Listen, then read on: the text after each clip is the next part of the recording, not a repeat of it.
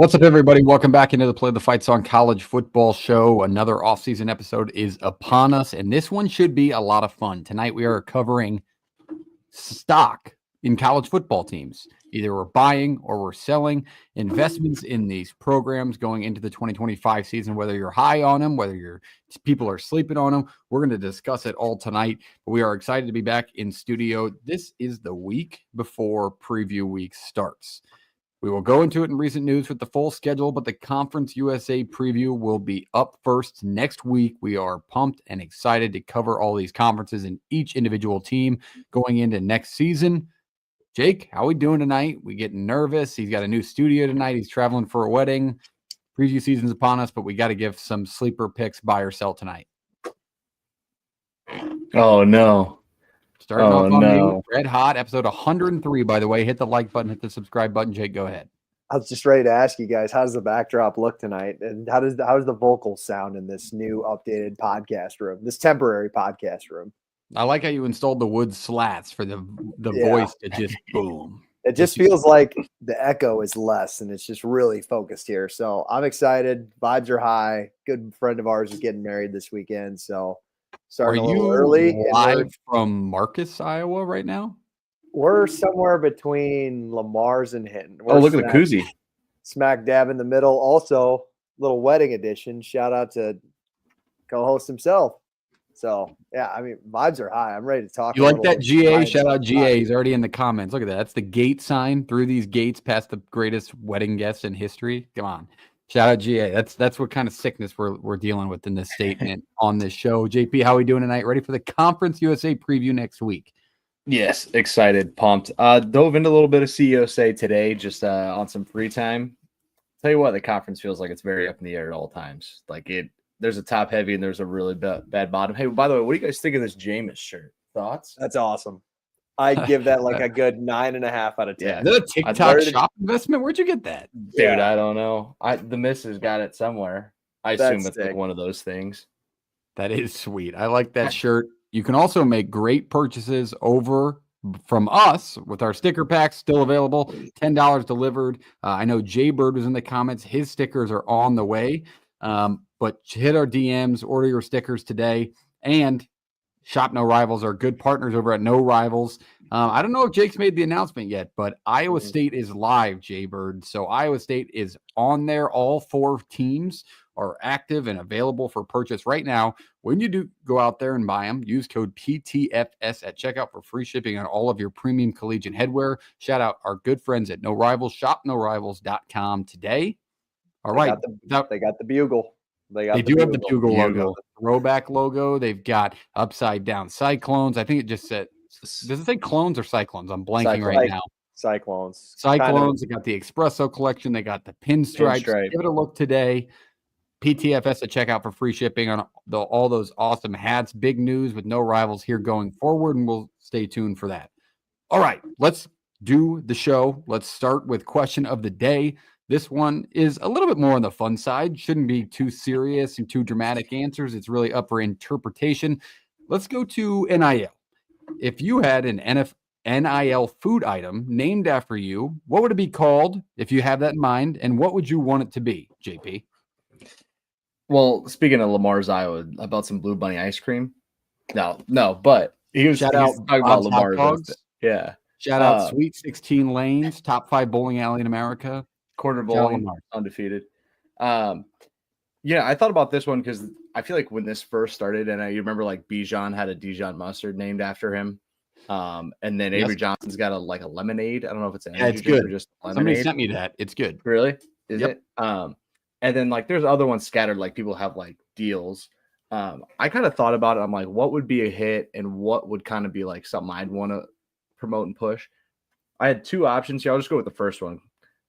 Just a buffalo or a wing sauce would be sweet. I don't know what you would name it. It would have to be hot. You're a hot sauce guy. Yeah, like a buffalo or like a doubles as a wing sauce or like a Frank's Red Hot type thing. That would be awesome to have like my face on a hot sauce bottle and have it be a really good hot sauce. I don't know. You probably couldn't get creative with my name in a hot sauce. Trying to think. But I was really trying to play that up. I can't think of one. I don't think you can. But I think that would be a really good one to have. It's on the shelves. Grab it. If it's good, people like just continually buy it. I mean, this hot sauce is specifically made for wings, or it's just a topper. I can put it on a buffalo chicken sandwich. Or is this a wing sauce? This is okay. So this is I would JP's say become a big wing yeah. guy. I feel like he's been on a Versatile. wing kick. It's a I am versatile sauce. waiting. I'm still waiting for the day JP does the Hot Ones challenge. Like I'm waiting to watch that. Can we do just an episode? Maybe we do an extra episode. Or it's just JP We do doing college the Hot football Ones trivia. challenge.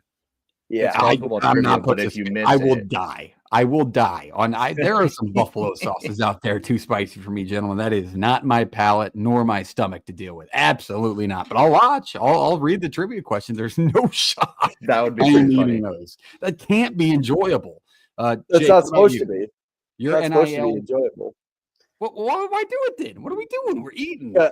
It's entertainment. That's why you watch that Hot Ones, because you watch dudes just like how they react to hot sauce is part of the entertainment. Like, Yes, you're watching Sydney Sweeney on Hot Ones to watch her reactions to the wings, Jake. Absolutely. All right, what's your NIL food item? I struggle to think of this all day, and then you guys just kind of talking through it. I was like, all right, this is terrible, but I'll just roll with it. It's my favorite food. Parks can link me up with a deal. Let's just do some steaks, some Jake steaks from Omaha Steaks. Do Jake Steaks.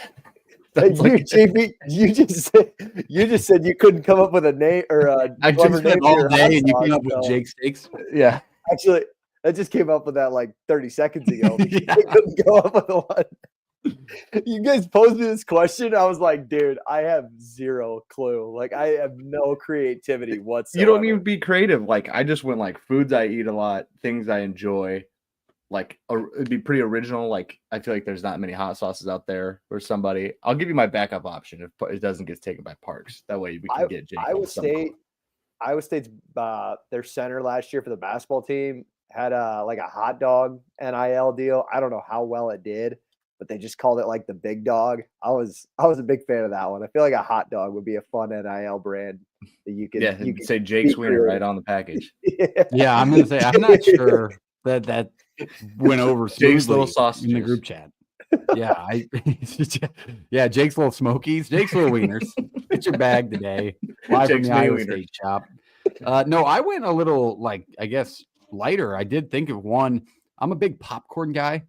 And so Parksy's popcorn. That's And I would had that one love down. A second serving, like a little bag that goes with it, like kind of packed like a toaster strudel, where you have your bag of popcorn, but then you have that little bag of icing. But instead of icing, it's a little bag of mini peanut butter M&Ms, because there's absolutely nothing better on this planet than popcorn and M&Ms. So I would go Parksy's popcorn, and it's pre-packed M&Ms, popcorn, a little salty, sweet. That's my product. Yeah, And it did I not had take that one long. down. Jake, that was Jake Steaks is diabolical. What's your second item, JP? I'm curious. That was popcorn. I had popcorn down. Yeah, it's a JP's fantastic popcorn. product. There you go. You could go with the only thing I am not on board with, and this may go against the general population and maybe some listeners. I'm not a cheese popcorn guy. I think that is the worst overhyped product of all time. Like Just go you know what I'm classic. talking about. Yeah, like theater butter. Theater popcorn. Don't like overdo it. Like the I'm not a Boy big Scout caramel corn popcorns, the guy. cheese is just fucking gross to me. I don't want cheese on my popcorn. Thanks, but maybe I'm the small part of people who think that. Maybe GA is a big cheese popcorn guy. Lord knows. But all right, that is question of the day. That was a little lighter, a little fun. We usually go pretty serious with those. The Would You Rather clip from last week. If this is your first time ever watching the show, go check that out. We went deep dive into the playoff era versus the BCS era with bowl opt-outs. This one was a little bit more fun because we got a lot of recent news to cover, mostly scheduling, which we're going to do right now. The scheduling for the previews of the G5 are on the books. Like we said, we're going Conference USA next week. That is the week of June 9th. And then we will go to the MAC. That will be the week of the 16th of June. Then to the Sun Belt, which is the week of the 23rd. The Mountain West, which is the following week, the last week of June, 6:30 over July 4th. And then after that, we will finalize with the American, which we voted our best G5 conference in 2024. And we will preview them to close out the G5 previews. Maybe we'll work in a Pac-12 preview here coming soon, because the Pac-12 is officially back. That is our next piece of news that we want to talk about. A lot of teams in agreement of who's going to be in. We're finally getting that conference back, and it's a little different looking, but we'll add Boise State, Colorado State, Fresno State, San Diego State, and Utah State. They have all filed to leave the Mountain West and join the new Pac-12. Possible other candidates via betarizona.com. So these are teams that they think could join this conference, and you can bet on it if you're a sick bastard. Texas State, Tulane, Memphis, UNLV, North Texas, UTSA in that order, odds from lowest to highest to join this Pac-12 conference. Jimin, what do we think about this team? Are we excited that it's back, or is it still going to feel weird because it's not the Pac-12 we grew up on? Jake? I mean, nothing feels normal anymore with conference realignment. I think we can all just accept that. And honestly, at this point, whether they want to be classified as like a low major or a G5, whatever they want to recognize themselves at, it's just still going to feel like a glorified Mountain West to me. So I'm going to kind of just treat it the same. I mean, there's really no difference between what Washington State and Oregon State are doing right now and then what they have going on. So I don't know. It's fine. If I had to make a guess on who would be first, the UNLV thing is interesting to me.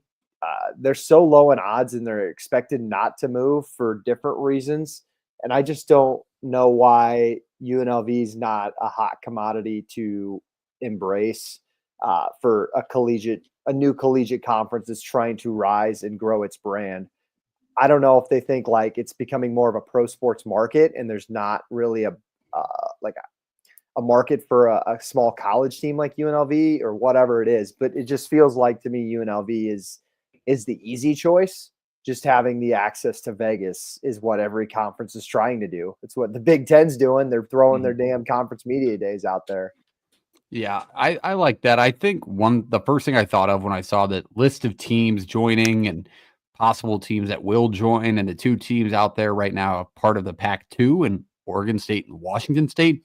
This needs to be renamed immediately. This is the state conference. Every school in it ends in state. I mean, it's not going to be the Pac-12. It's not going to feel like it, like Jake said. So just rename the damn thing and be a new conference and have all these big brands and make that a story. I mean, I don't know why it still has to be the Pac-12. These are all state schools, which is absolutely crazy. But there are some fun matchups with the schools that are listed to go in, and where Oregon State and Washington State maybe without, losing their quarterback, and Oregon State had their issues last year, but also some success. So a lot of interesting storylines and matchups to follow coming out of the Pac-12, and maybe some shocking inputs into the college football playoff, which is one thing that makes me wonder. JP, what are your thoughts on this? Are we ready? Well, just going off what you said, Parks, are we ready to abolish conference names? Like, can we finally we want to abolish? I think just re-up. What's let's be be honest. Big 10 of 18 teams. Yeah, what's the point of being called the Big 10 anymore? What's the point of being called the Big 12? There's no 10 teams in the conference. There's no 12 teams in the conference. It's not the same teams from the conference that it was 2 decades ago. I don't know. Is that another question to follow up on? Like branding. What if we renamed all these conferences? I don't know what direction you'd go into, but I'm kind of ready for it. I like that. I think it would take a lot of work on the back end to rebrand buildings and offices and contracts. Yeah, that's why they're not doing it. But I do think when it comes to conferences, the NAIA is like pretty elite when it comes to naming conferences. Yeah. It's got to be a name. Like there can be no numbers in your conference name anymore. Like the Heartland Conference or the North Star, the GPAC. Like that, there is like even the NSIC. Like the things like that. Just come up with some better names. I like that. But JP, what are your thoughts on the new Pac-12? Yeah, I was kind of in hopes and understanding why the Pac-12 went this way, and Oregon State and Washington State went this way with like trying to lure teams rather than jump in, is because I still think that Pac-12 name carries something with it. I think this does more to hurt a lot of college football to just break up the Mountain West, which is, year to year from the best to the third best G5 conference, top to bottom. And so for those teams to like kind of move out and just make another Mountain West 2.0 feels like a waste of time and energy. Like I feel like if you're Washington State, Oregon State, you're really just banking on the idea that people are going to see Pac-12 and think power conference. It's just not the reality though. As tough as that is to hear and understand going as a fan through those programs, like it's not something hopefully I ever understand, but it just feels like the opportunity was there to just find a way to merge these or just really work to add yourself to a conference, because it would have done more for you to continue to see the Mountain West grow and get better than it was to split this thing in half. And now two conferences are just going to eat alive other conferences. Like, that's stupid to me. Like, it's just kind of frustrating to think about, like, when we're looking at the teams that are in it. Like, I got a Sun Belt team, I got 4 American teams. Now we're going to thrash the American, which has been the best G5 conference the last couple of years. So now, just for a name brand in the Pac-12, just to say Pac-12 is going to lure schools out, I think that's, ridiculous. And I also and we'll get into it later, like, I think it's kind of a waste of time for some of these smaller schools to just put themselves in conferences where they travel more and more. Like, I feel like their paydays are going to get smaller and smaller. And to add more on that is it's going to hurt these schools in the longer run. And I'm not an AD and I'm not a money guy, but from how I'm understanding it, I don't see their TV deals really going up much, but I see their expenses skyrocketing. I think the team you go for here, if you're just, because obviously every other conference commissioner is throwing regionality out of the picture anymore. Yeah. So if you're the commissioner of the Pac-12, I think the team you want is Memphis, because Memphis feels like one of the 3 or 4 G5 brands left that could make that P4 jump if they ever wanted to. I don't know if they will, but you have the FedEx money, you have the resources. Great call, like, FedEx. Silverfield has like a decent roster that he puts together every year. I think if you want an actual brand like the Big Ten did when they took the West Coast schools, who cares where the hell Memphis is at? Put them in the Pac-12 if you're going strictly on brand. I think that's the team you go after. Side note, I want to quickly mention this. This is a little off of topic, and that's just kind of the show tonight, how it's going to be before preview season. If you want to talk about brands investing in these collectives, the NIL, Jake just mentioned FedEx and Memphis. That was news way back when, probably about a year ago now, as that was announced, and you'll start seeing that taking effect. You know who I would be targeting if I was a collective or a brand to get their money on board? Dollar General. Does anybody in this chat or in this show want to take a guess at yearly earnings, revenue for Dollar General? JP, take a guess. You got to be a Dollar General guy. Small town Iowa. Everybody's got a Dollar General. Of course you do. Yeah, we got one. What do you think their annual revenue is over at Dollar General? This is just a shock, and I want to share it with the people. 5.4 with a B. I was gonna say, are we putting billion on it? Oh, what do you think, Jake? That feels high, but he goes billion. I'll stick with billion. I'll still like 2 or 3 billion. $40 billion a year. Dollar General. You want to look up who's the CEO of Dollar General and where did he go to school? That's what I want to know. I have absolutely no idea, but the way they target it is kind of like college football, where it gives the small towns representation. Like, every small town's got a Dollar General. You get your groceries from there, other stuff. Like, that's why they dominate that market. But that was just a shock. Different page, but $40.9 billion. What? Catamounts making a move all of a sudden. Jaybird said they built a huge warehouse in Ohio just north of Columbus. Yeah, I mean, they can build it wherever the hell they want. $40.9 billion. They do $10 billion a quarter. Old Todd Vassos. Yeah, he is a Western Carolina. He's Catamount. It's a little slept on. Like, I do really believe in, like, the Dollar General, Dollar Trees. Like, it's there for certain things. Like, there's no hate. I know you can get into, like, Family Dollar. Like, there's like 15 Family Dollars or Dollar Tree or Dollar General. Like, I think they're all on. Like, I think Dollar General bought Dollar Tree. That or the other way around. I don't know. Yeah. A lot of dollars out there. If you guys want us to do this for dollars, buy the stickers. Yeah. But back to, like, the Mountain West and, like, what their next move is. Like, if I'm the Mountain West, I wrote down a couple, and I think that I'm trying to keep regionality in it, not to stress anybody, out too much on some of these athletic departments. But I feel like Idaho would be fun to bring back. Like, I think they're living it up in the FCS, like, kind of understanding what they are now. Really good FCS program. Obviously had a couple guys take a bump up and then have their coach leave not too long ago either. But that's one to look at. If you're the Mountain West, like, some of those, they're already getting some. They got Northern Illinois coming in. I think UTEP's been called a couple times on that. Like, there's moves to make. But I feel like Sac State's the one that makes the most sense. They're really going to want in, and it sounds like they're willing to put every dollar in to get them into a Pac-12 or a Mountain West in their first couple of years. And so, like, if you could go get a hungry fan base / athletic department and add them to your brand, I think that goes a long ways. So Yeah. The Idaho thing, I Googled it quick. They got in 2017, they got their membership declined from being in the Sun Belt, and they were afraid of losing money going independent. So they went down to the Big Sky. You think they kind of regret that? I mean, somebody would have taken, man. Conference USA would have probably taken them at some point had they still been or independent. I mean, don't you think they're kind of kicking themselves that, I mean, they took, no offense, they took Kennesaw and they took Delaware.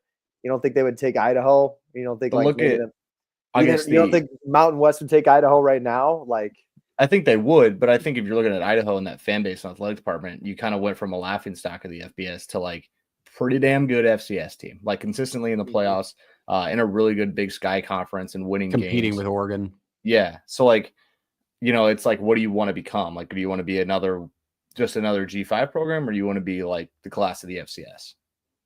It's a fair question to ask. I think that could be a whole episode in itself as FCS teams you possibly could bring in. We did that in the past, but the politics behind being in the FCS and staying there versus getting an invitation is crazy. Look at North Dakota State, North Dakota, South Dakota State, Montana State. These are all schools who legitimately are top 10, 15 Montana State every was year. A favorite against an FBS school last year.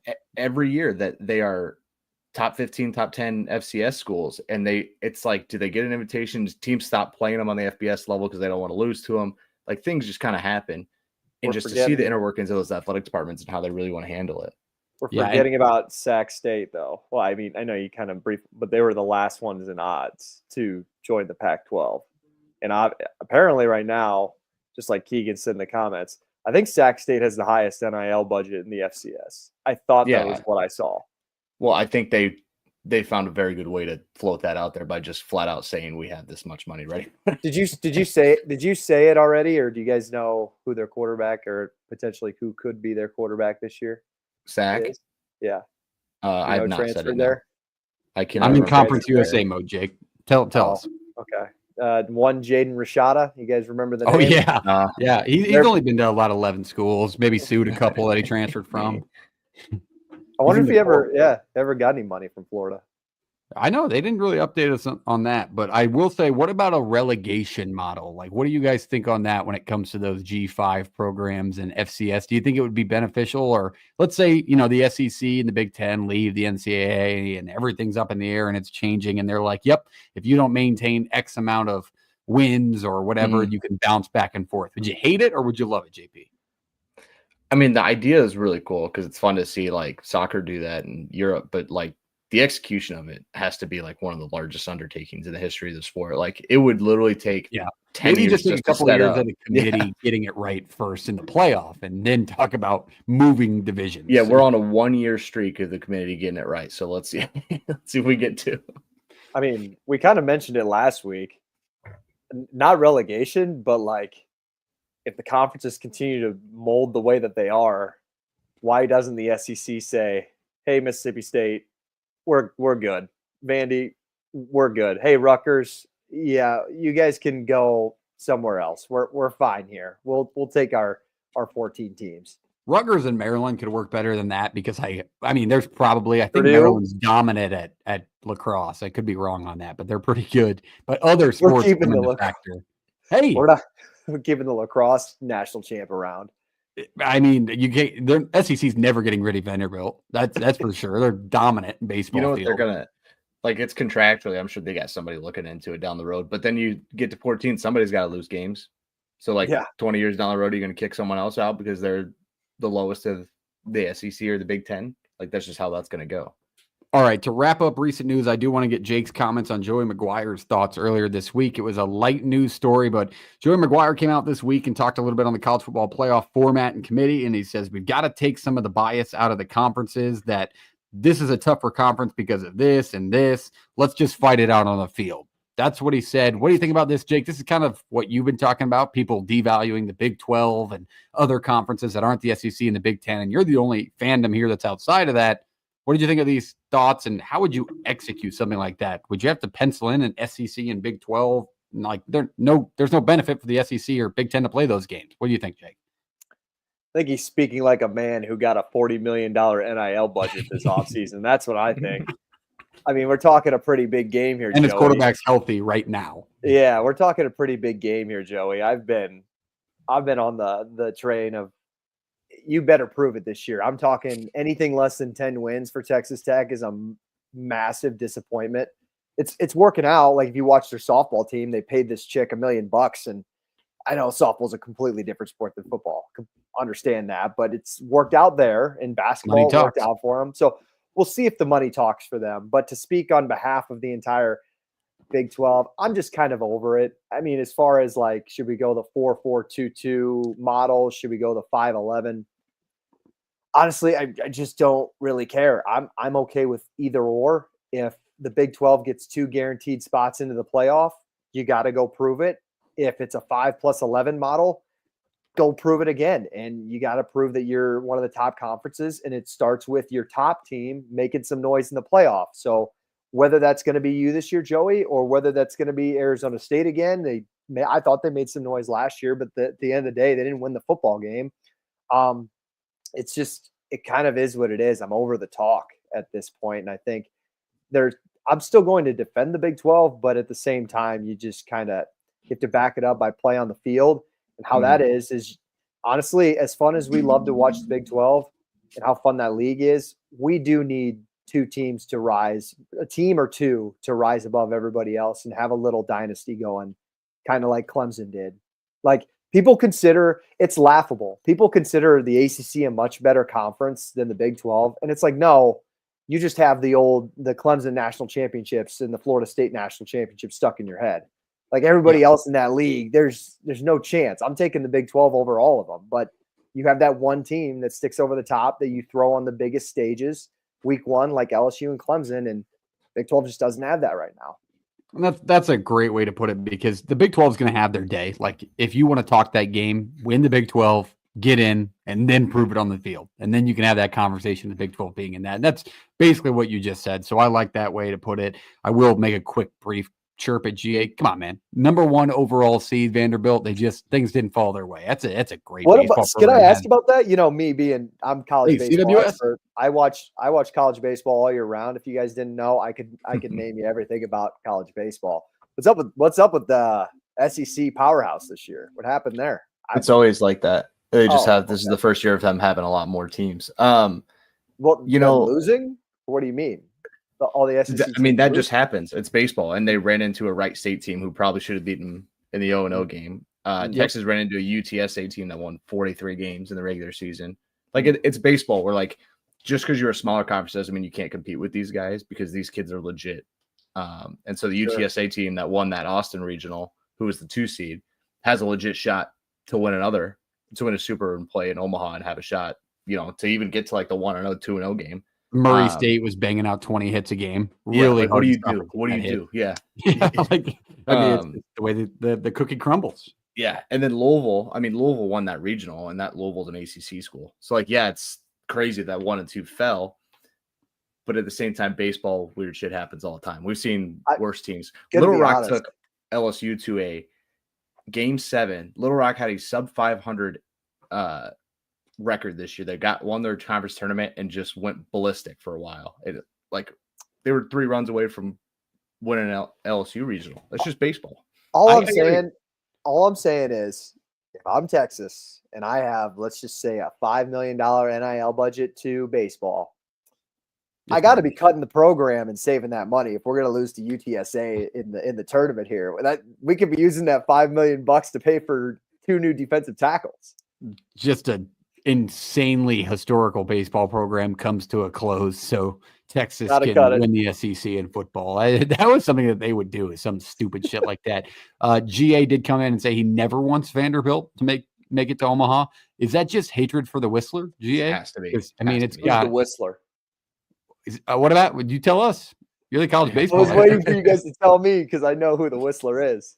There's a Vanderbilt fan, if you're not a college baseball enjoyer, CBS visitor, that does like the loudest whistle, just just over and over again, every single pitch. And there's no rule outlining it. The NCAA's come out and asked him to stop, but you can't really stop him from making noise at a game. And like, he does it. People approach him and scream at him. He just does it anyway. He's got to be top 5 most hated men in sports.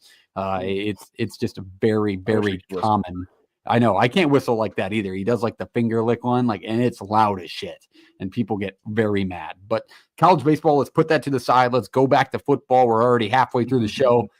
Let's go into buying or selling our stock in these teams. Let's start off with buying. Start off on the positive note. Which schools are you going to buy stock in going into the 2025 season? Tell us why and who people should look out for. This is the college football investment segment. JP, you lead us off.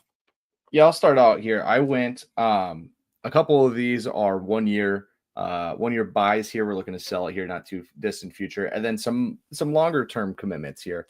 So I'm going to start out with one that I'm just looking for the 2025 season. I'm going to buy some USC Trojan stock. Now, here's what I'm thinking here. This price at which you buy USC stock's not going to go down that much, in my opinion, if they fire Lincoln Riley, because the moment they hire somebody, because they're going to make a splash hire, they're USC, they got the money, they're going to do that. Their stock's going to shoot right back up, right? Thought process being, it's not going to go much lower than this. So if I can buy some now, if they have a year where they go 9 wins or they win 10 or they win 8 and it's a little hyped up, it's just going to steady climb. And then I can dump this, next year before the 26th season or see how it goes. And maybe it just keeps getting better and better and that stock rises. I just think if you look at what USC is last year, they really do feel like they made a lot of strides and got a better football team. And the record just didn't reflect that. That happens in college football sometimes. Sometimes it's a tougher schedule. Sometimes it's injury issues. Sometimes it's just the bounce of ball. They feel like they were a really good team last year and just didn't have a couple things go their way. Plug them into 25. I think that they're in a spot where they can land in the top 4 of the Big Ten. Like, I think they're in a good, I'm not going to say that they are a national championship contender, but I'm not going to argue and say that they could not and, backdoor their way into Indianapolis. So that's my play there. Is I think right now might be the lower end, if not the lowest it's going to get for the 25 season buying USC stock. Because again, if they fire Lincoln Riley and make a splash hire, it's not going to drop much. It's going to shoot up as soon as that hire is made. And if they keep winning games, you know how USC hype goes. So USC Trojans here for a multitude of reasons. All right. Buying stock in USC in the Big Ten. Jake, are you staying in the Big Ten or where are we going to buy some stock? No, we cover all 136 teams around here, so I'm not going Give us something greasy. I think there's probably about only 2 or 3 G5 teams that would classify as you can't buy right now because their stock's already so high. So I feel like I'm pretty safe with this one. I'm buying James Madison stock. I love what Bob Chesney's done. They were 1 game away. That overtime loss to Marshall from making the Sun Belt title game in his first season. They won 9 games, scored 70 points on North Carolina. Whether you do get Alonzo Barnett III or just maybe Matthew Sluka next year, I think you're still going to have a quarterback that's going to be able to compete in the Sun Belt and win that. I hope he sticks around. I love the way his offenses play, high flying, high scoring. You get Io Adeye back. I think he was North Texas transfer, rushed for a couple thousand yards 2 years ago after battling some injuries. So I think they're going to be really good again this year. It's just a matter of I want to see a Sun Belt team in that G5 slot so bad. I know the American right now is pretty much head and shoulders above any other conference, but I would just love to see James Madison in that spot. Have a great opportunity this year. Years 2 after you play Weber State, your first game of the year, you have at Louisville and at Liberty for your 2 more non-con games where you could make a huge splash and maybe get out of the gauntlet that is Murderers Row in the Sun Belt Conference. All right. So G5 and a Power 4 pick off the board. For me, JP, why don't you throw that hat back on? Because this is a school that people their stock has only drastically dropped after what happened in Happy Valley in the first round of the playoff last year. But SMU is a school I'm investing in this year. I don't think Vegas is showing you true thoughts of them. I mean, they have 8.5 at a win total for a school that won double digits in games last year. They returned Kevin Jennings. I really like what they returned up front. I like RJ Maryland. I like PJ Williams. I like Ja'Kai Clark. Like they're bringing back some big time 4-star talent that's heavy in the NIL world, and they've got the money to compete. And I'm a Rhett Lashlee guy. I mean, that's an offensive mind, one of the better long-standing offensive minds that's been around college football. And I just think he'll get it right. And I feel like I just have this gut feeling that this team's going to end up in Charlotte again. And everybody has just kind of tuned SMU out during the offseason. After what happened in Happy Valley, you make the ACC title game, you drop it, you still get in, deservingly so.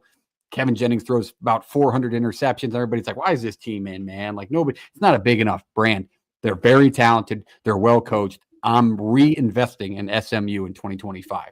JP, what do you think about that? We both got the no rivals caps on. What do you think about I'm there. I'm on one of those where I think SMU's in a good spot in the ACC to legit cement themselves as a top 4 program within the thing. They got the money, they'll spend it. Sounds like right now they have the coaches in place and a lot of skill position guys that they keep bringing in through the high school recruiting. If they can just keep them on campus for a couple of years, it's going to be good. I think their big thing is always the trenches. Like, can you get good enough on the defensive line? Can you get good enough on the defensive line? Is a worry, but yeah, right, no. Back to you. I'm going to go to the G5. I had James Madison written down. I said, you know what? Scribble. Ball knower. Good pick, Jake. Thanks. Let's buy some App State stock. You talk about a school right now with low stock prices. This is about as low as App State stock price has been since pre-COVID, probably. Since probably being in the FBS. I don't honestly. This is a long-term investment. That's how I'm seeing this. App kind of sits in a situation where, not great last year. Let's be honest about what App State was. That's a team that consistently you think is going to be atop of the Sun Belt. They find themselves, I believe they went 5-6. Yeah, 5-6, 3-5 in the league. Had one game canceled throughout that thing. If you remember the flooding that happened out in North Carolina. This is a program going into Dow Loggins' first season as head coach. There kind of is a lot of turnover. There's no Aguilar quarterback anymore. They really had to invest in the portal. They brought in a ton that way. But it's a program and a fan base that's not going to take a consistent second place very well. They believe that they are the class of the Sun Belt. They believe they should be in that Sun Belt title game every year. And I'm just putting my chips in where I think the hire was made correctly. They're spending the money.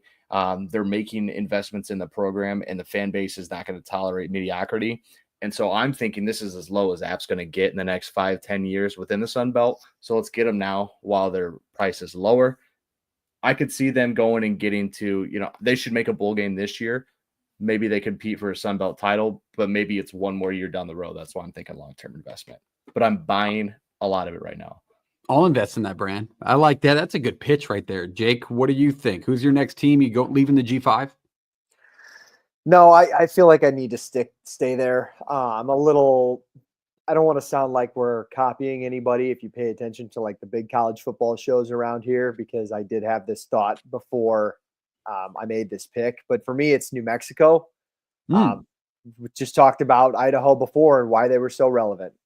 Kind of one man is Jason Eck, the coach who left from Idaho, was South Dakota State's offensive coordinator, now takes his first FBS head coaching job. And I guess just looking for a first bowl appearance, I think since 2016, like New Mexico is starving. And I think they've got a good support. The big basketball school, they love the Pit.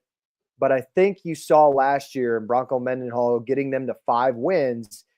There's some energy there. There's some momentum to build off of. Now, unfortunately, after Mendenhall heads to Utah State, Eck kind of has to turn the roster around again. So that's a little frustrating if you're a Lobo fan, but I think you're in good hands. It almost feels like this is an FCS all-star team. He brings over his quarterback from Idaho and Jack Lane. His kid. A one-year starter at Idaho. Yeah, one-year starter at Idaho. His kid plays middle linebacker. He'll be solid for them. He brings his edge rusher from Idaho, Scott Trey Humphrey, really good running back from Montana State, who ironically rushed for 140 yards on New Mexico last year, now is a Lobo. So I think they've got some good pieces. I don't know. They start at Michigan, which is tough, Idaho State, then at UCLA. But I would love to see them to head out to LA in game 3 after they've meshed and gelled and give UCLA a fight, because I really do think that they could they can make something happen. And New Mexico State's on the calendar this year, so that's a rivalry game they get after UCLA. So I think, will they get to 6 wins? It'll be tough. I don't know. A lot of people have them projected kind of in the middle of the Mountain West, but I think they have a legit shot to finally go bowling, which is still a big deal for some people. Massive deal. No, it's a massive deal. Bowl games matter. I feel bad because we've had this G5 representation from the other two, and I'm going to give you the pick that I'm hoping you guys have to scribble off. Nebraska. I got Nebraska. I'm investing in Nebraska this season, and I've invested. I have them in my cells, actually. This in Park's drinking the Kool-Aid again. Yeah, I'm absolutely. It's that time of year. We're rolling around. The weather's getting warmer. The sun's shining on my face. I'm getting my vitamin D, and all of a sudden that Kool-Aid just starts flowing itself. I like the thought of Nebraska being good again. Believe it or not, all these helmets behind me. It would be nice to see some return on my investment. Year two with Dylan Raiola is obviously big news, but just follow the track record of Matt Rule and where he's been. Jake, you've talked about it before. It's year 3 or 4. We're in year 3. You got to start seeing the product on the field. And the word around town outside of the Nebraska Kool-Aid and national media outlets who always have Nebraska high in the preseason is the expectation in the room is just different. I like the pieces they brought back, obviously bringing in Kentucky's wide receiver coach, Dykell Shorts. They bring in Dane Key, their best receiver from last year. Ja'Cory Barney, all Big Ten freshman return. So I like the weapons on the outside. Retaining Emmett Johnson's a big piece in the backfield. And then I do want to mention, and I don't think people know this, but it seemed like a mass exodus last year with Tony White and his crew and all those players. But you retained the defensive back coach you brought in from the Buffalo Bills and John Butler. You look for the secondary to take a step forward, a guy who's already learned under Tony White's system that we're supposed to see almost the exact same thing and shades of new parts to it this season. So I still like the fit. I still like what I think I'm going to see with the defense from what they say. And I like the talent. Plus, we're in year 3 with Matt Rule. So I would invest in Nebraska. GA, tell me I'm wrong. Come on, man. Give me a different point of view from a fan, but feels like a good year to invest in Nebraska once again. JP, your thoughts, your next team that you are investing in. If you have any more, I don't know how many everybody has. Yeah, I'll say I've got one more. I got one more. I'll stay in the G5. I'll go to a different conference though. This one feels like it might be a little pricier of a buy. What the hell is the NBA? The kid, he's cracking a joke. We don't watch the NBA. 45 minutes. The Tulane Green Wave, a high price, but I feel like the payoff's there. It's a program that is already in line to be the class of the G5, if not already in the conversation for it. Now you're going to have to deal with a situation probably in the next 2 or 3 years where Summerall gets lured away and this coaching staff does. But we sell before that point in time, right? That's why we're stock marketing this. We're short selling. What are we buying? Can I ask, what are we buying? Are we buying the G5 playoff berth spot, or what are we buying here? Yes, okay. This is why we're buying it, is because I do think that they are a very good spot to be the G5 representative, which is pretty much the peak of where a G5 team could get unless they were to win a game in the playoff. Then they kind of go up a little bit more. Obviously, that's sell time. But I think it's the best team in the best G5 conference within college football. I also think that coaching-wise, it could only get better and better. They continue to bring in legit talent through the portal. It's a different look roster. Like, it's not going to be the same young, talented stars that have been there the last couple of years. But it is a team that I think is in there with Memphis on just way more talented than a lot of teams in their conference. So buy the Tulane stock. It might be a little pricier than the App or the USC stock we bought earlier. Buy the stock here. They get into that G5 playoff spot or even have a shot to get it. It's just, that's where we're looking for. We're not looking for a massive return on investment. We just think it's a smart one because I don't see this stock falling. All right. We are short selling Tulane. I like that as GA comes in. All the pieces are there for Nebraska. The question is whether or not they'll finally have a winning culture. I got to be nice to get it back, GA. We're getting exhausted. I'm mentally exhausting myself by hyping myself up about the Kool-Aid. Jake, give us your next and final for the show tonight. Buying of teams. We're buying stock right now. Yep. I think I could buy stock on this team, and I think it's because I think a lot of people are selling it right now. I'm going to go Missouri. I think Drink has this team in the right spot to win 3 straight 10-win seasons. I like where this team is at. I think a lot of people would consider them a disappointment from last season, just like easy schedule. You get Brady Cook back, you get Luther Burden back, and you miss the playoff. That's a disappointment. Still won 10 games. I think as a Missouri fan in this new era of the SEC, I think that's a lot to be positive about because we're not that far removed from the Barry Odom era and how ugly that kind of situation was. Love the defense this year. Blake Baker heads to LSU last year, and the worry was the defense. Defense was still top 25 nationally. I think they have like 5 or 6 starters coming back. You pick up Josiah Trotter from West Virginia, who I love. You get Damon Wilson, who was probably the best player in the portal, the defensive end from Georgia. Pair him with Zion Young. I love where the defense is sitting at. Now, offensively, kind of TBD. You're relying on Bo Prabula, transfer, never been a starter. Ahmad Hardy, 1,300-yard rusher at Louisiana Monroe, never played in the SEC. And Kevin Coleman, receiver out of Mississippi State. Can he replace the likes of a Luther Burden? We'll have to wait and see. But I love what they got, at least in June on paper, that I think this team could get that 3rd or 4th spot in the playoff this year for the SEC. All right, there is your buying stock for teams. Any honorable mention teams you thought about, and then you're like, I don't know if I'd invest in it. JP, you got any thoughts there? I didn't write any honorable mentions down. I'm ready to sell teams. I have so many I could sell. I wrote 3 of each, so I don't want to take it. If you got some that aren't going to burn, Jake. All right, good. Jake is going to start us off then if he's got the long list. To be honest with you, I have maybe 2 I can mention. One I feel very comfortable sharing of who I'm selling.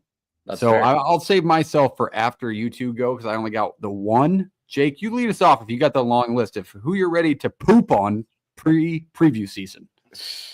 I'm selling. Let's stay in the SEC. I'm selling Ole Miss as a legit national title contender in the Lane Kiffin tenure.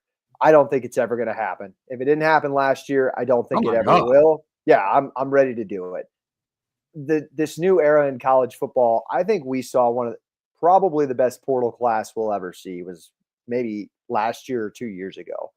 I think that you're still going to be able to replenish rosters and fill there with pieces that you need, but I don't think you can win a national title buying new rosters over and over again if you're Ole Miss.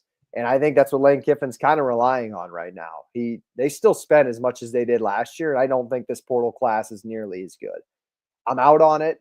I'm not saying they can't ever make the playoff, but I do think Mississippi fans are going to look at this team, look at last year's team 5-10 years from now and be like, how the hell did we miss the playoff that year? We lost to Kentucky at home. Are you kidding me? Like, I think Walter Nolan was awesome. Princely Umanlian or whatever, I'm sorry if I butchered that. I think he's going to be a great pro. I think Jackson Dart will actually pan out better, and we're going to look back and just be like, what the hell? Juice Wells, like, what the hell happened? Like, I don't know how this all happened. So, yeah, I'm selling any national championship in Lane Kiffin's tenure at Ole Miss. It's hard to argue that because you kind of hit everything on the nose of the expectations of that team and the losses that occurred. And, you look at your quarterback has a good chance to start in the NFL this year. It's just crazy, all the things that they missed out on. So good pick there. JP, give us a team to sell in college football. Let's stay in the same conference, and this is the overarching. Oh my God, we're selling SEC schools here.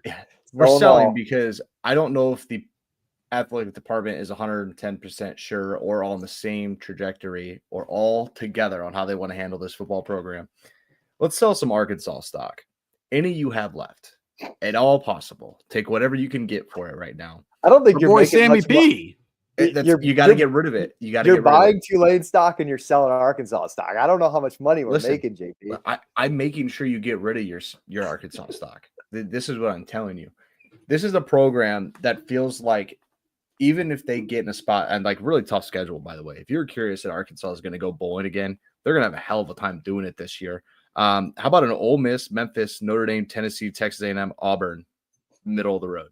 Yeah, that's not great. Mississippi State is your bye week, right? At LSU, at Texas, end it with Missouri.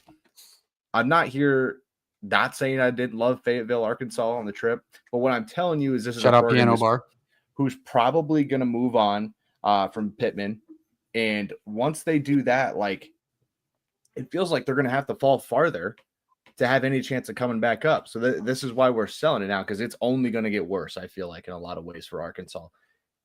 Fan base, obviously very passionate, awesome school pride. There's a real buzz about that place when it's humming, and they're fun to watch when they were good. But it is a legit concern for me right now. If Arkansas thinks that they are a year or two away from this being fixed, it feels like this is a 5 years down the road, have a shot to do it, because there's a lot moving on here, and it's tough. Yeah, Arkansas stock is definitely something that you probably would feel more comfortable selling if you're anybody, just where the program's at. So I like the breakdown. Jake, I got to throw this in there. Jake, you're getting some hate from your Mizzou pick. Both Jay Bird and GA You're not going to get selling Mizzou You're stock. not going to get. You wouldn't buy it if it was free. Listen, you're not going to get everybody to agree with you all the time. I appreciate their thoughts and opinions. The Bo Prabula thing, it's valid, but we haven't seen it yet. I think the talent is there. But we haven't seen it yet. You paid him a hell of a lot of money, so it better work out to some degree. I heard they paid him over 7 figs. So I can feel both sides there, because you got to think of how I feel like Drinkwitz cried when Brady Cook left that program. Didn't Drinkwitz say he wanted him to like marry his daughter or something like that? Yeah, like I want that kid to date my daughter. It was something out of pocket like that. Can I just say something about JP's Arkansas pick? I think it's a good pick. I think the fan base is ready. I think they really want Pittman to just like retire, because no, seriously, I don't think they want to like burn the bridge, because I think the fan base loves him genuinely as a person. I think he was awesome for when he came in, and what he did right away. That was great. And him just being a genuine good dude was awesome to root for.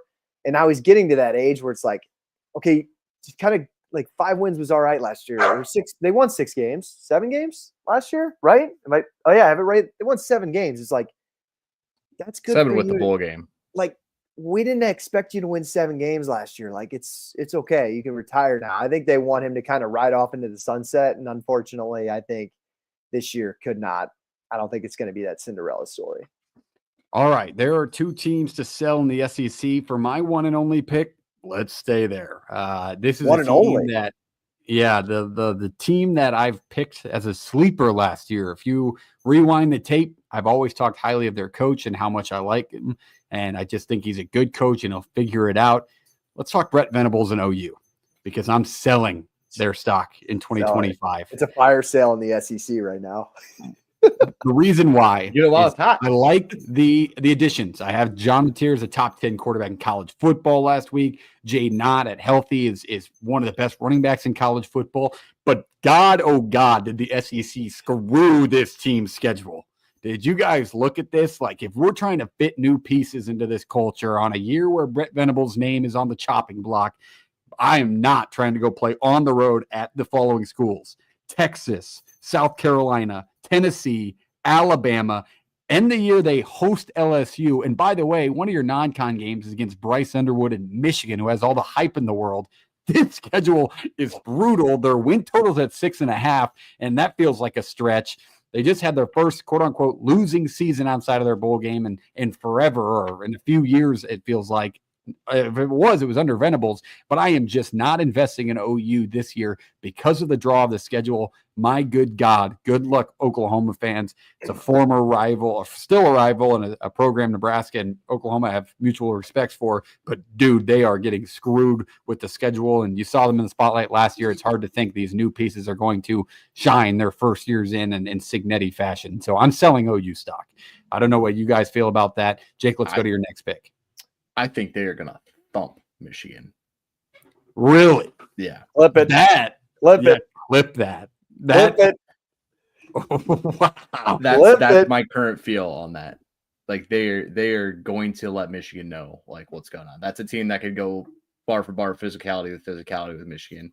And I just think they're going to be a little better. Bryce Underwood, the gracing cover of College Football 26. It'll be. If we make a bet on it, Mikey Keene will be the starter of that game. That's fine. Mikey Keene, Mikey Schmeen, bring them all in. Hey, I love Mikey, but no, I agree. I'm kind of leaning with JP there. Like, I can definitely see it. Let's stay there. Let's stay in Bedlam, shall we? We're staying in the SEC. Let's go. No. He said Bedlam. Let's stay there. Let's sell some Oklahoma State stock because I've been selling this My stock. boy Mike. You were giving me shit for selling a stock that wasn't worth anything. That might be the lowest price one we have in the Ooh, show. I don't think so. No, I don't think so. Not with this. I'm selling my stock on the Mike Gundy era. I think it's over. I think this year could be over. The only difference is I've said this before. They gave Gundy and that coaching staff a little bit of change. I don't know how much money they really do have, but it's like, okay, you can go get some portal guys now. And they did. I mean, to their credit, they brought in 30 new guys. I mean, just go look it up. And some of them are fine, but they lost a couple of their top receivers, like good 4-star transfers. I think one went to Ole Miss. And then like I think it's Haas Haney, the starting quarterback from TCU. I don't love it. Like, I know he's like a former 4-star, and I think Oklahoma State fans are really excited Never about played a it. snap. But I don't see that, because if you couldn't figure it out last year with Ollie Gordon, how do I trust you to do it again? And I believe, fact check me on this, I think they fired their offensive coordinator, so maybe it'll get turned around. They But got this to is- figure out a quarterback, man. They But- really do. Yeah, because I just don't understand. Like, you got the quarterback situation, you've got this new portal class, you got new assistant coaches. I mean, the stars are lining up for Gundy. This is your last chance. And you want to talk about Michigan getting thumped by Oklahoma. Guys, I don't know if you know this. Oklahoma State plays at Eugene the second week of the season. And as much as I would love the Big 12 to go out there and put up a fight and showcase their abilities to flex their muscles, I mean, Maybe beat South Dakota State first if you're Could this- Oklahoma State. well, they got Tennessee Martin this year. It's not South Dakota State. You know, No. I'm Skyhawks saying aren't in the the same. previous seasons, oh yeah. if you're going to go well, to Eugene. well, they did. They actually, you remember that? They handled South Dakota State, and I'm like, okay, The this- year but prior, they did not. But This last team- year, somehow they did. this team might be good. And then they beat Arkansas. And we're like, okay, like this team might be something, but that's besides the point. So I think this is the last we see of Mike Gundy. I really do. Don't you feel like the Spencer Sanders Oklahoma State team feels like decades ago? That's how bad they were last year in the conference schedule. They were so bad. It feels like they haven't been good in forever. So that's a shock to hear, and it hurts my heart. Go Pokes. But all right, JP, give us your next sell. Yeah, we're selling again in the SEC. We're setting the end of an era in Mark Stoops at Kentucky. Times are tough in Lexington. And to be honest with you, this is the largest turnover that he's had in this situation. He's usually a guy that keeps guys on board. They supplement it through the portal with quarterbacks or pieces there. I think it's like almost a rehaul on both sides of the football. They were not very good last year, only won 4 games, broke a bowl streak. They have a tough schedule again this year. It seems like a program that's just kind of treading water till they can figure out what the hell to do and just make the flooding of this room that they're in stop. But it's where are you going to find your way in the new SEC? Like, are you in the top half of that? Are you right in the middle between, numbers 7 or like 6 through 10? Or like, are you the bottom half of this? And they kind of have to figure out what they're really, ready to invest in. It just feels like this is a program and an era at Kentucky that might have to come to an end for whatever reasons, just the change in the landscape in college football. But it's just not a team I'm very high on. Like, Zach Calzada is back to play at another SEC program.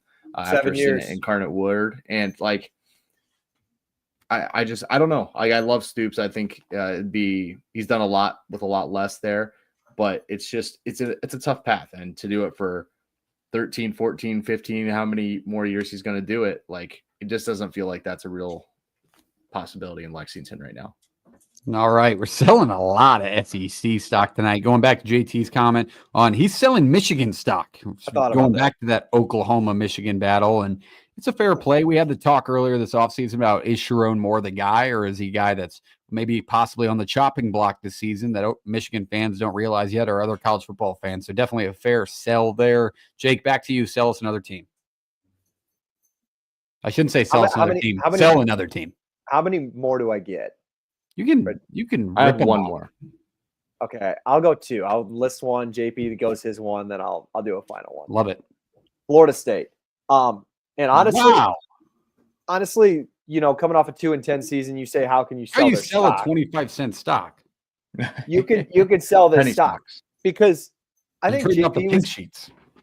from a couple of your guys' sells. You were basically implying your coach is going to get fired after this season. Am I wrong in saying that? Like you had Stoops, you had Venables. It feels So like Venables is done if they lose every game I mentioned. I'm just selling the stock on Norvell ever making Florida State a legitimate brand or a national playoff contender. I think he could win 7 or 8 games and maybe still maintain his job this year just with the roster he constructs. But it's just Wow. like putting a Band-Aid on a broken leg. Like it's not gonna do anything. It might look pretty for maybe a little bit, then you're gonna figure out it's not functioning. You bring in Thomas Castellanos, you bring in Gus Malzahn as your OC. I just don't see that working out for more than a year. I mean, But maybe you it's gotta like the jump they're supposedly going to take at defense, right? Like you saw the gigantic difference in Nebraska's defense. I like Tony White, but I don't think the defense ever had as glaring issues. The offense was horrendous That's a last year. very fair point. I don't think the defense Horrendous. was the issue. I think defensively they can build off of something, but if the offense doesn't make that big of a jump, I don't know where they go from there.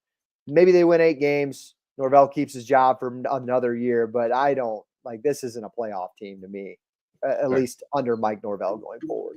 All right, that one might get us chirped at via a graphic on X, but I like that pick. I mean, JP, we're in the era another one. where you got to either buy into the whole portal class that it's going to hit, or you're going to sell out of it. And they we've can't had a year recruit of in high shoulda bought school. into it.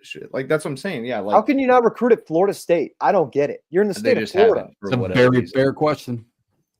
Same reason that Miami and Florida kept missing for all that time. Those kids were going elsewhere. Yeah. One more from me. I'm going to the G5. I believe in a conference we haven't touched yet. Mm-hmm. And, this one kind of hurts me a little bit, but I think it's necessary based on the outlook of this program and how things are going to go. Let's sell some Northern Illinois stock. Now, there are a couple The things. documentary. Yeah. This Northern Illinois team, right? They went to a bowl game last year, had the big win over Notre Dame, obviously. They've gone to 2 consecutive bowl games. It's a program that used to be the class of the MAC and is usually towards the top of it. I think they had a rough COVID year and a rough 21 and 22. But it's kind of in a spot with Thomas Hammock, their head coach, where they're getting ready to make this big jump into the Mountain West, where you're going to have to travel more. You're going to have to invest more. Is it really a program that's going to make a ton of money? It feels like if they're not winning now in the MAC, it's going to be really tough to just plug themselves into the Mountain West. Now, I know this isn't the Mountain West as you currently see it, but it is a Mountain West that's still going to have a UNLV in it, right? It's still going to have a Wyoming in it. It's still going to have, if things hold, a New Mexico team that maybe is on the up and up.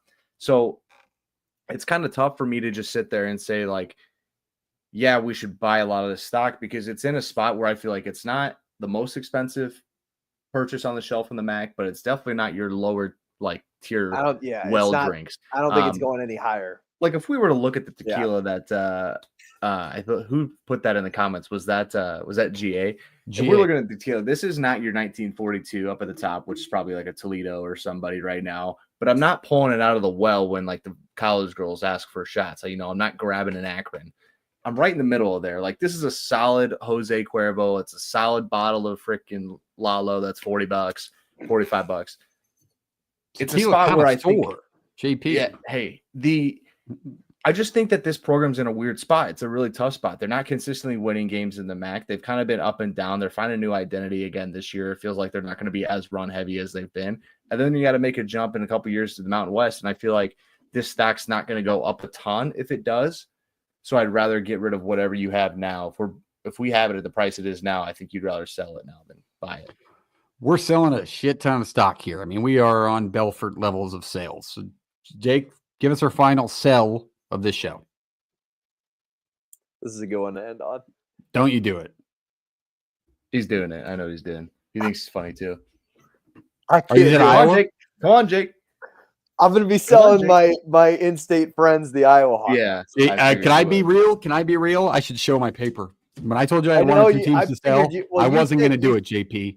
I mean, you said You said Kirk was on the hot seat when we did hot takes episode a month ago. Well, or I did. That something, wasn't. so He wasn't on the hot seat. I said it was going to be a mutual parting of ways. I don't know Just go where. for it, man. He's I mean, looking straight. JP spilled the beans to me a couple of weeks ago when we were hanging out, so it's not like he can really sit here and defend his team. I don't know if the Mark Gronowski thing is going to be this big slam dunk.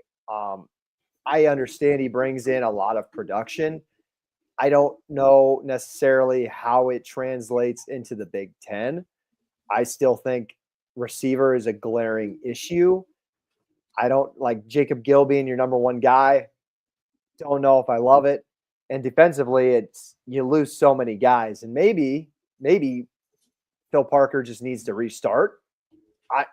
To bet against Phil Parker has made me look foolish a time or two. I am wise enough to admit that. But this is JP, could you say could be his toughest test as a defensive coordinator in Iowa that he's ever had? As far as this could be the biggest challenge to his coaching. That's a long tenure to compare. Yeah, you got to break in 3 more corners. You got to break in another Yeah. safety. You got to break in a new linebacking core. But he has You gotta linebacking replace- cores before. But this is not Yeah, the same. exactly, This is You not got to replace the all-time tackle leader at linebacker at Iowa. I honestly, I don't think like the linebacker sucks because you replace both of them, but this is not as hard as having to replace Morris, Kirksey, and what's his face from that year, Hitchens, Kirksey, and Morris were like, that was ridiculous to have all 3 of them graduate the same year. 2 sucks right now. I think it hurts more because you don't have an offense to fall back on, and you don't have a secondary behind you that you're really ready to, help them out right now. Helps the defensive line's good, but yeah, they're in a spot right now where this team might look better than last year's team and win less games. That's just the reality of playing in the conference that they play in. All right. I don't know. If they win 7 games, but you still, like you talked about, you have Penn State on the schedule, you have Oregon on the schedule, you have at USC. Is that good enough where Kirk is like he wants to build off of that? I don't know. I genuinely am curious if 7-5 is good, it's positive enough for him to just be like, I want to compete in this new Big Ten, or is it time to move on? I don't know. I mean, it sounds like he wants a couple more years anyway, and I don't think that Beth is really like. I don't think 7-5 or 8-4 is gonna like. People are going to be up for his head. Like I think people need to understand this. Oh, there's college football. I mean, there's new college football. There'll be Iowa State there's fans. an Iowa burnerverse out there that is ready to do it now. I can tell you there will be plenty of Iowa State fans up in arms with an 8-4 season. I can promise you that. Yeah, Gronowski could be great, and they could win 7 games still. I mean, it's just the reality of the schedule and how things lay out for them. They could have another step back in defense. It's just going to hurt things. This year could legit be 5-7, or it could be 10-2. Like I'm just also curious offensively. Like I think they took steps last year. That was clearly evident. But how much of that was Lester and how much of that was just Caleb Johnson being just transferred? Well, it doesn't hurt. It doesn't hurt to have a back like that, but it doesn't hurt to have a guy like Tim Lester pull the strings either, right? When defenses don't know the exact blocking scheme and what hole you're running through, it does make a difference. Believe it or not, they don't know what you're running. But I mean, you saw a guy like literally make plays by himself. That's just part of the sport too. But I mean, he can't be the only. He's the example because he is the guy that took over one of the worst offenses in the country and then just happened to have a back like Caleb Johnson. He had nothing. Yeah, but like nothing to lose. I like the running back room a ton this year. So like they'll run 2 or 3 guys out there and they'll all be good. The offense will still keep going. GP, let me ask you this: if you said 7 or 8, you don't feel like there's going to be, up in arms, and Beth gets their 80 will make the move. So do you think 6 is that number? 6 gets tough because that means you've lost some games. There's no reason for you to lose. Okay. So there's not 6 games on here where you're like, There's 5. There's 5 that you could lose. There's probably 3 on there that you're going to be a for sure dog and expected to lose, and then 2 more that are probably coin flippy. Kind of depends on the day. All right, let's leave it there. That is the teams to sell stock in 2025. We had a lot more sell than buy, which is just the feeling going into preview season. Those could change. Stay tuned because next week we are previewing the entire Conference USA for the 2025 season. There'll be a different look in the studio, a different way to go about it. It'll be fun. Tell your friends about it. Tell all your G5 fan friends about it. Get your stickers via us at DMs. Hit us in the DMs. We'll get your sticker packs. $10 delivered, a 3-pack right to your doorstep. Shop No Rivals, our good friends at No Rivals.